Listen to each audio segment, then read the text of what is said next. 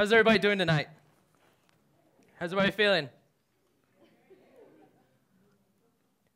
What do you think of me right now? What assumptions can you make just from my voice? Where do you think I'm from? What my nationality is? How do you think I dress? Or what my personality is like? Do you think I'm tall, dark, and handsome? Well, here I am.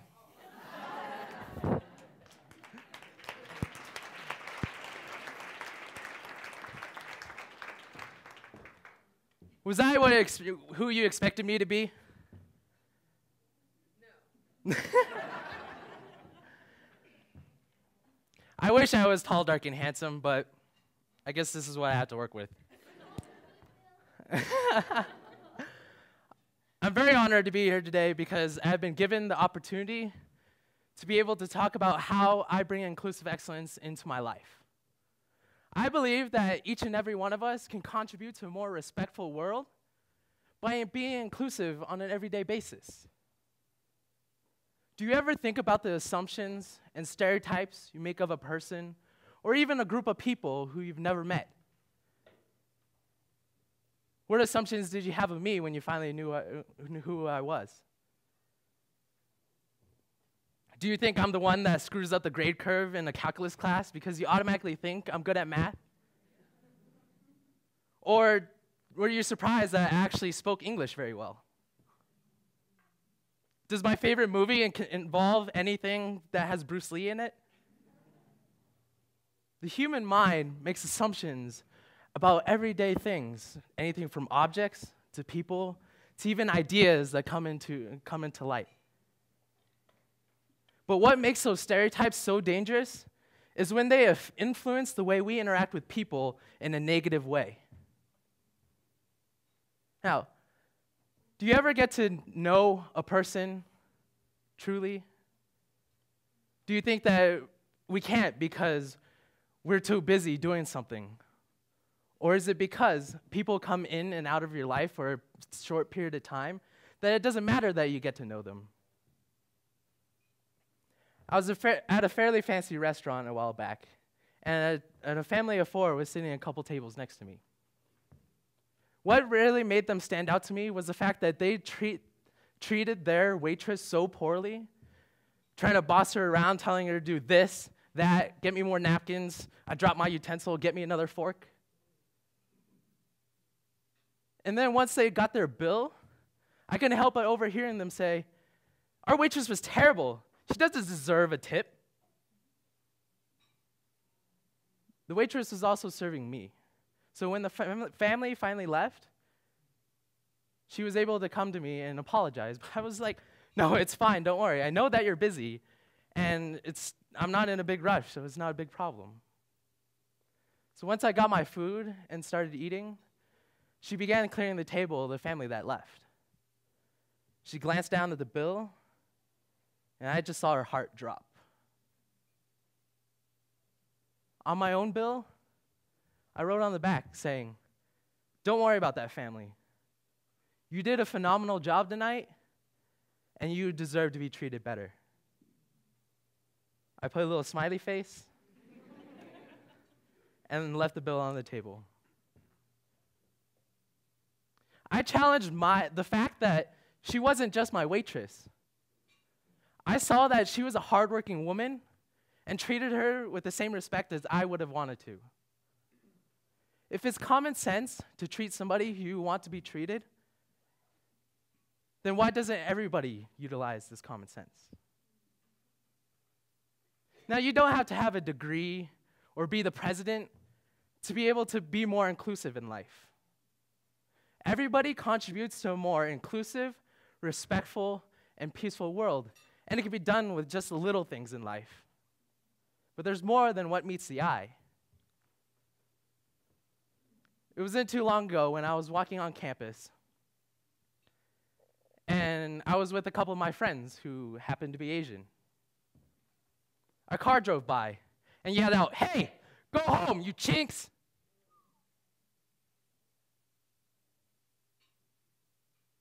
How do you think that made us feel?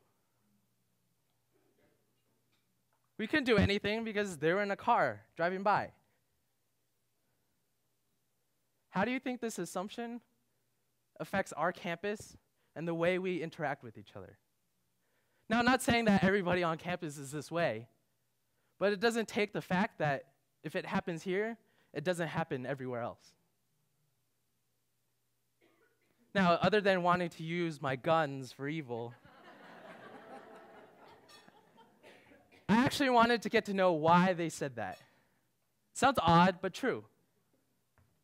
Now, they could have had a couple experiences and interactions with people who are Asian descent or just looked Asian. And from these bad experiences, they assumed that all Asians were the same way. Shouldn't everybody be able to be judged by their character and not by how they look from the very start? Easier said than done, right?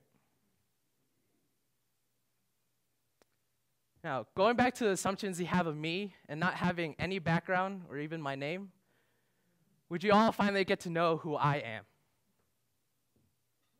Yes?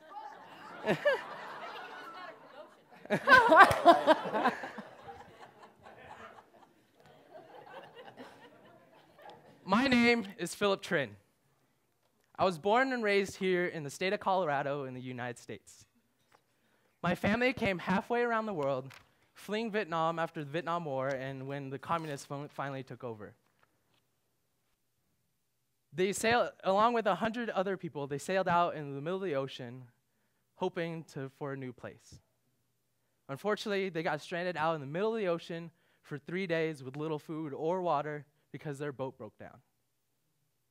Luckily, an American battleship came by, saw them, took everybody on board, and transferred them to a refugee camp.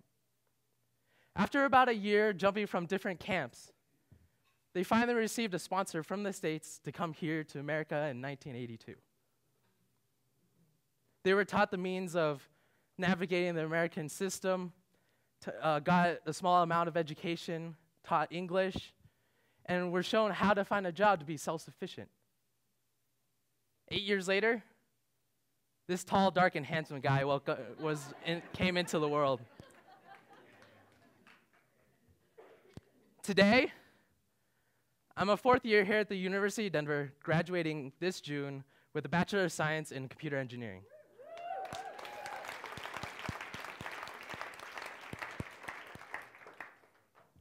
English is actually my second language.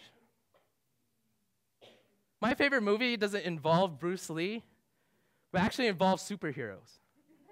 Hence why I put my alias as Mega Man, a video game character, and I'm a mama's boy. I dance.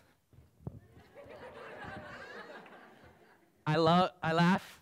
I live. I'm proud of every single identity I have, just because those are the factors that contribute to who I am, not the assumptions, labels, and stereotypes that people have on me. Challenge your everyday assumptions in your interactions and get to know people. Being inclusive on an everyday basis can change the world, and that's a change that each and every one of us can make. And all starts with you.